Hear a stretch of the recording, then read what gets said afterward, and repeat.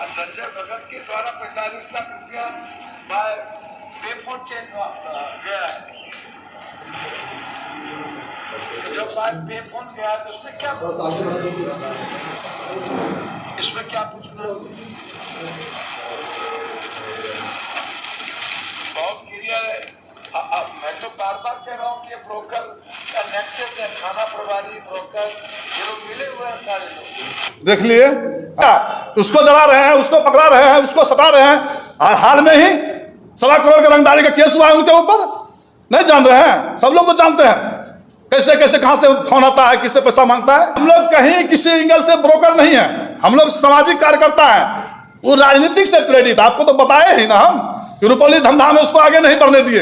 इसीलिए अब किसको जदयू कार्यकर्ता पकड़ो, इसको फंसाओ, उसको फंसाओ, यही राजनीति है उनका। कौन नहीं जानता उनके बारे में? राजनीति से प्रेरित होकर हमारे विरोध में था तो इसको फंसाओ, इसको सताओ, हमारे पास आओ, वैसा होने वाला है? हम तो बोले आप लोग को ईंट का जवाब पत्थर से देंगे। हम झुकने वाले रुकने वाले लोग नहीं है, भामाशाह का वंशज है। यदि उसको होता है कि बैस का बच्चा है, डरा देंगे, धमका देंगे, तो खुद अपने आप अपना रास्ता देख ले। हमको रास्ता नहीं दिखा सकता है। हम डरते हैं तो सिर्फ ऊपर वाले भगवान से, भोलेनाथ से। हर हर शंभू, हर हर शंभू, वही डराने वाला हो सकता है हमको। दूसरा धरती पर कोई पैदा नहीं लिया है। विगत दिनों गोपाल यादव का हत्याकांड में पुलिस द्वारा गंभीरतापूर्वक जांच कर कुछ आरोपियों की गिरफ्तारी की गई और शेष पुलिस अपने तरीके से अनुसंधान कर रही है। इसी बीच पूर्णिया सांसद पप्पू यादव द्वारा इस हत्याकांड के कई तरह से बयानबाजी की जा रही है, जो जांच को गलत दिशा में भटकाने का प्रयास है और प्रभावित करने की कोशिश है। उनका मुख्य उद्देश्य दोषियों को लाभ पहुंचाना है ताकि उन्हें लाभ मिल जाए। पप्पू यादव जी 2 दिन पहले प्रेस कॉन्फ्रेंस कर कहते हैं कि संजय भगत 45 लाख रुपया पे फोन से दिया और उन्हें भी हत्याकांड का दोषी मानते हैं। उसका मैं आपको वीडियो क्लिप दिखाना चाहूँगा जो सांसद महोदय बोले हैं। वो वीडियो क्लिप था, मैं आपको दिखा देता हूँ ताकि आप लोग को विश्वास हो कि कैसे कैसे उनका बयान आता है जब मन जो होता है बोलने का शुरू करता है। देखिए, संजय भगत के द्वारा 45 लाख रुपया बाय पे फोन चेंज गया है। जब बाय पे फोन गया तो उसमें क्या इसमें क्या पूछना बहुत क्लियर है। मैं तो बार बार कह रहा हूँ कि ब्रोकर का नेक्सस है, थाना प्रभारी ब्रोकर ये लोग मिले हुए हैं सारे लोग। देख लिए, आप लोग संतुष्ट है ना? उनका बयान देख लिए। अब फिर बोल रहे हैं कि संजय भगत निर्दोष हैं। इसका मतलब यह हुआ कि पप्पू यादव ही इस मामले के अनुसंधानकर्ता पुलिस पदाधिकारी हैं और जो सभी बात को जानते हैं और उसके मन हो तो क्लीन चिट देते हैं और जिसका मन हो फंसाते हैं। पप्पू जी कहीं वो 45 लाख पे फोन से संजय भगत देने की बात इसलिए तो नहीं बदल लिए आप लोग कि संजय भगत कहीं आपको पे फोन में शगुन तो नहीं कर दिया? शगुन कर दिया होगा पे फोन से संजय भगत, कुछ इनका भी लेने देने का आदत बना हुआ है, कौन नहीं जानता है पूर्णिया में। इस घटना में हम लोग का नाम इसीलिए घसीटा जा रहा है, हम लोग 3 आदमी हैं, इसीलिए घसीटा जा रहा है। उनके द्वारा लाख प्रयास के बावजूद धमधा विधानसभा तथा रुपौली विधानसभा में हम सभी जदयू कार्यकर्ता एकजुट होकर उन्हें जीतने नहीं दिया। इस दोनों विधानसभा में हम लोग एकजुट थे, वहां दोनों से हम लोग लीड दिए जदयू को, इसीलिए वो लगे हुए हैं हम लोग पर। पप्पू जी, आपकी यह जीत एक्सीडेंटल जीत है, इसीलिए जिस काम के लिए आपको जनता जिताई है, जनता के वादे को पूरा करने में सकारात्मक राजनीति करें तो अच्छा होगा।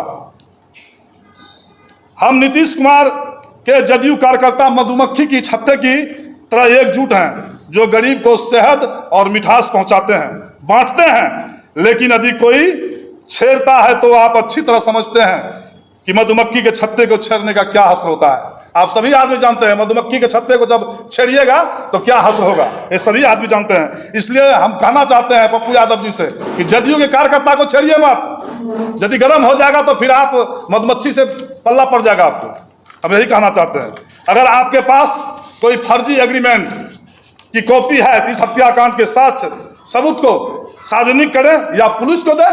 यदि कोई सबूत है आपके पास कि शंभू जायसवाल जी, जीतो मंडल जी, विकास मंडल जी एग्रीमेंट करवाए हैं, फलना करवाए हैं, वो साक्ष्य आप सार्वजनिक कर दीजिए या तो पुलिस को दे दीजिए।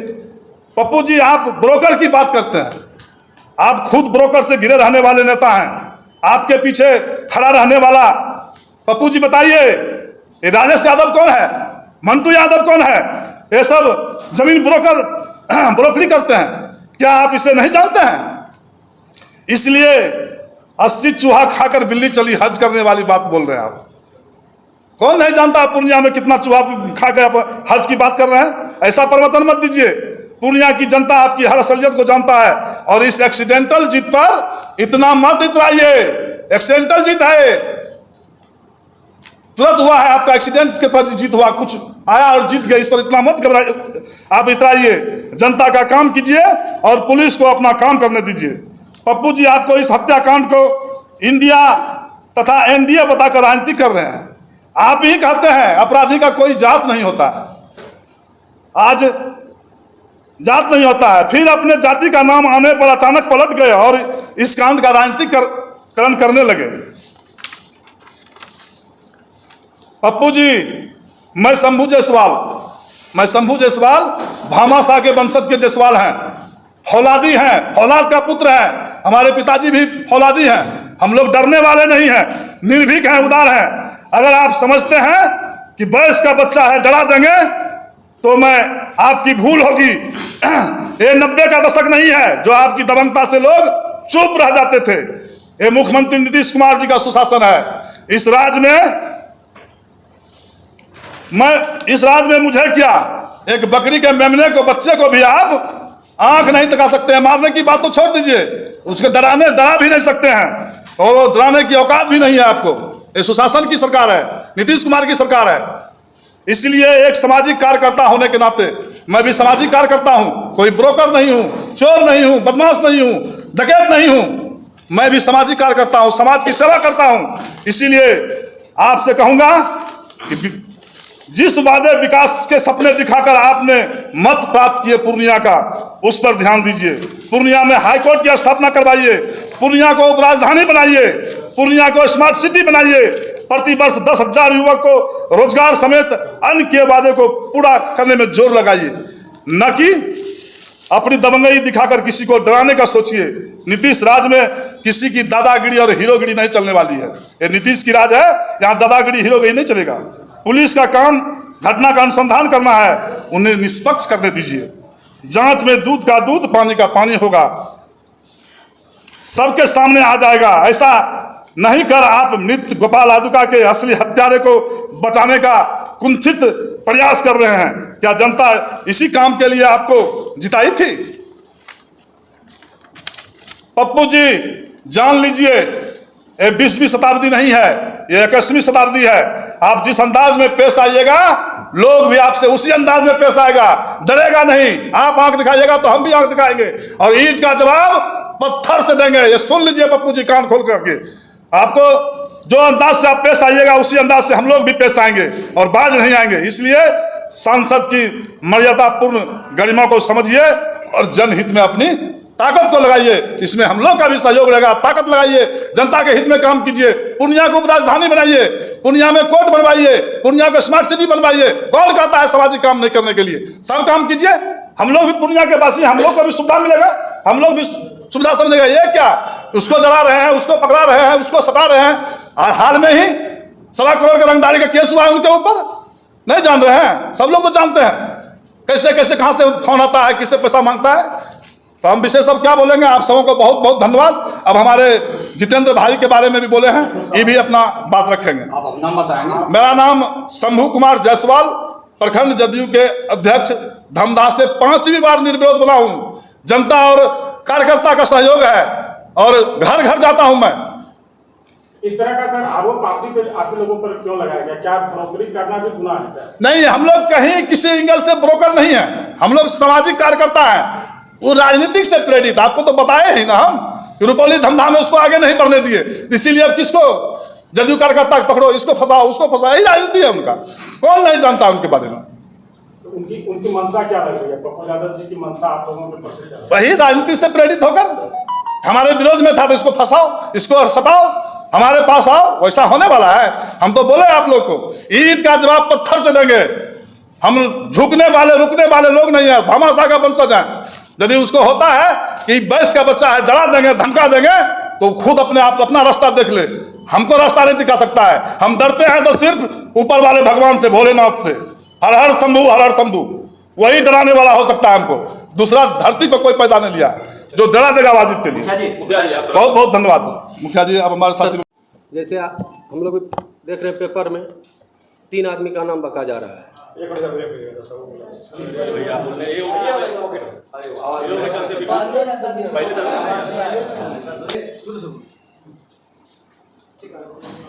गोपाल यादव का हत्याकांड में सभी आदमी, पत्रकार बंधु भी जान रहे हैं कि माननीय सांसद के द्वारा 3 आदमी को टारगेट किया जा रहा है।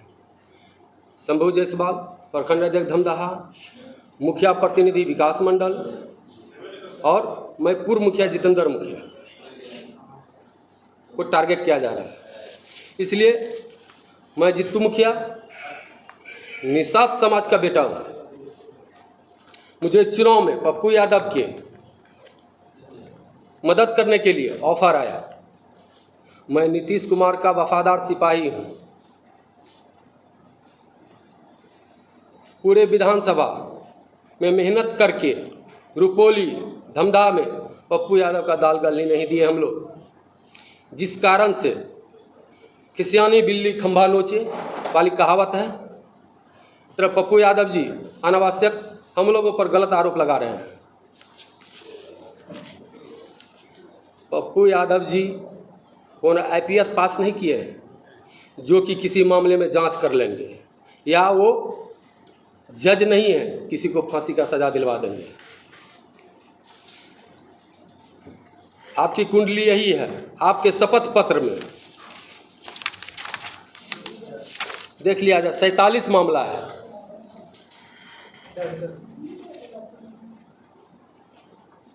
संगीन मामला है।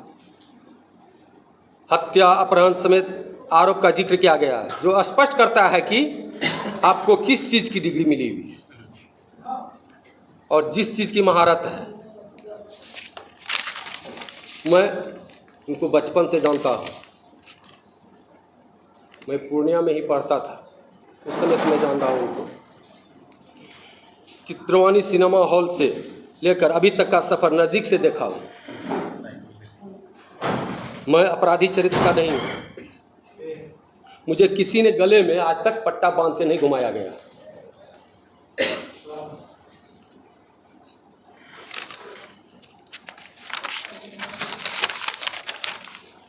पप्पू जी, मैं निषाद का बेटा हूँ। जब निषाद का बेटा जाल फेंकता है, उसमें जितना भी फंसता है, लाख छटपटाया जाए, उसे निकल नहीं पाता है। क्या फंसता है? जाल में जितने भी छोटा बड़ा मछली फंसता है, कितनों कुछ कर ले, निकल नहीं पाता है।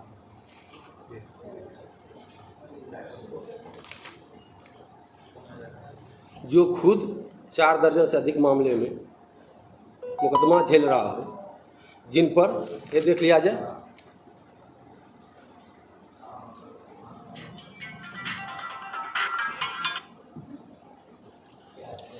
ये अर्नब गोस्वामी का जी का डिबेट है। How did you come and enter Indian airspace? Who let you into India? You cannot have a plane from Karachi going through Indian airspace unchecked. I want you to reveal the real story of what happened there. Right. As I said earlier, इनके आवास पर ये रहे थे। already spring '95, I was assured that the political forces in India that had interest in arranging for the defense of these people would assure the free passage. And I can only say that what transpired afterwards confirmed their assurances to me, because the same people saw to it that I got out of India.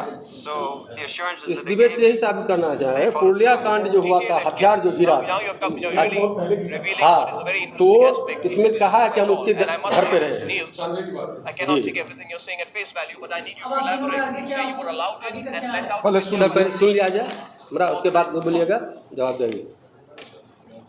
हम लोग दूसरे को अपराधी साबित करने की नीच हरकत कर रहे हैं। ये तो वही बात कहावत चरितार्थ होता है, चोर बोले जोर से।